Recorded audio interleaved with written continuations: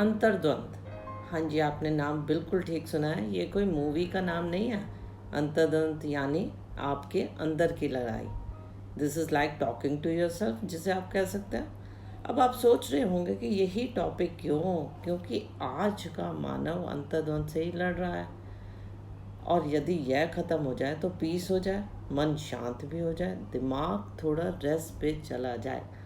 नमस्कार दोस्तों, मेरा नाम ज्योति सेठ है और मैं एक अध्यापिका हूँ। हम हमेशा ही कुछ ना कुछ माइंड में बोलते रहते हैं। यदि यह कन्वर्सेशन चलती है तो सही है। कई बार ये माइंड टॉक बहुत नेगेटिव हो जाती है। हम अपने अंदर बहुत सारे नेगेटिव विचार रखते हैं। अब उसको कैसे ख़त्म करें? मन में जो ये इमेजिनरी कन्वर्सेशन चलती है, ये हमारी मेंटल एनर्जी को बिल्कुल ख़त्म कर देती है। ये आपने खुद भी देखा होगा। आपने देखा होगा बहुत से ऐसे लोग हैं जो ज़्यादा हार्डवर्क भी नहीं करते और कोई शारीरिक काम भी नहीं करते, लेकिन फिर भी हर टाइम आपको शिकायत करेंगे कि वो थके हुए हैं। ये लोग मेंटल टॉक ज़्यादा करते हैं। उनके मन में अंतर्द्वंद चलता रहता है। कोई एक बात उनके दिमाग में स्टक कर जाती है। इसको आप एक प्रकार का मानसिक शोर भी कह सकते हैं। जब हमारा दिमाग किसी एक बात पर टिक जाता है और उसी के बारे में डिस्कशन करता रहता है अपने आप से, तो मेंटल ब्लॉकेज हो जाता है।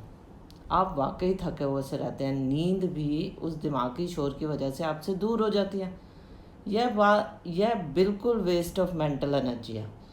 जो एनर्जी हमारे किसी और काम में इस्तेमाल होनी चाहिए थी, वह इसमें ख़त्म हो जाती है।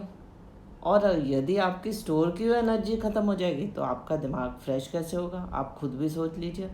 एनर्जी का भी तो बैकअप होना बहुत ज़रूरी है। यदि आपके दिमाग में लगातार बातचीत, वो भी इमेजिनरी, करेक्टर भी इमेजिनरी, उनके साथ चलती है, तो क्या आप शांत रह सकते हैं? मान लीजिए आपकी किसी के साथ बहस हो गई। वो बहस तो आपने ख़त्म कर दी, लेकिन उसका इफ़ेक्ट आपके दिमाग के अंदर 4 घंटे बाद भी चलता रहता है। और आप ऐसे बहस करते हैं कि जैसे वो इसी टाइम चल रही हो, लेकिन वो चलती माइंड में है। तो व्यक्ति में एनर्जी कैसे आएगी? उसका थकना तो बहुत ज़रूरी हो जाता है। इस मेंटल एनर्जी को दोबारा से पाने के लिए आपको क्या क्या तरीके करने पड़ सकते हैं, यह आपने कभी सोचा भी नहीं होगा, और आपके नर्वस सिस्टम पे भी बहुत ख़राब असर पड़ता है। इस कांस्टेंट बातचीत को रोकने का क्या तरीका है, इसके बारे में भी बात करना बहुत ज़रूरी है, क्योंकि यह समस्या कम से कम 80% लोगों में उपलब्ध है और कोई इसे बीमारी की तरह नहीं लेता। वो कहते हैं कि ये पार्ट ऑफ लाइफ है, उसको झेलते रहते हैं। कई बार भावनाएं दिमाग के किसी भी कोने में फंस जाती हैं, वहाँ घुसकर बैठ जाती हैं, निकलना ही नहीं चाहती। वजह, आप उसे निकालना भी नहीं चाहते। आप उन फंसी हुई भावनाओं को साथ ही लेकर चलते हैं, ज़िंदगी को जीते रहते हैं और आखिर में उसके आगे हार मान जाते हैं। और यहाँ से शुरू हो जाता है आपका डॉक्टर के पास आने जाने का सिलसिला।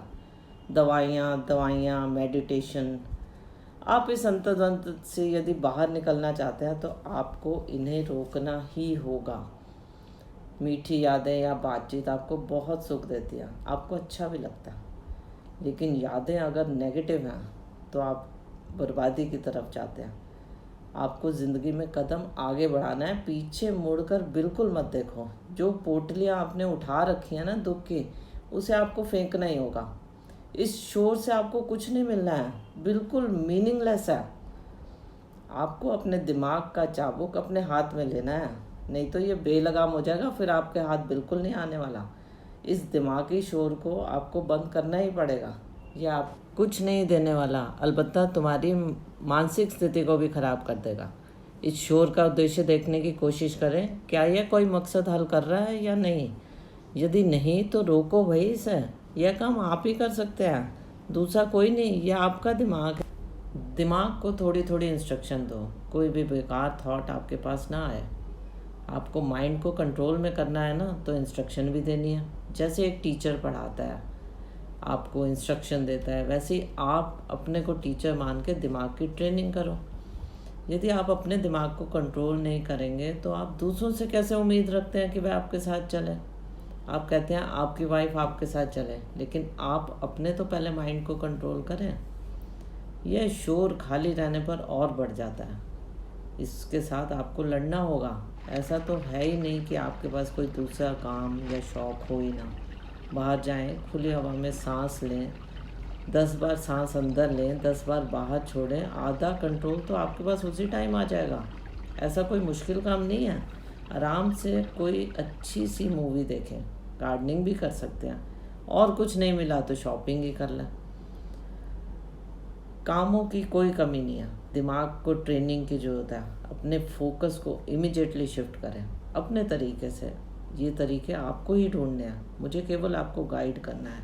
किसी भी एक्टिविटी में अपने को बिजी करें, माइंड को इधर उधर ना भटकने दें। केवल कुछ दिनों की मेहनत है, आप ज़रूर जीतेंगे, मुझे पक्का विश्वास है।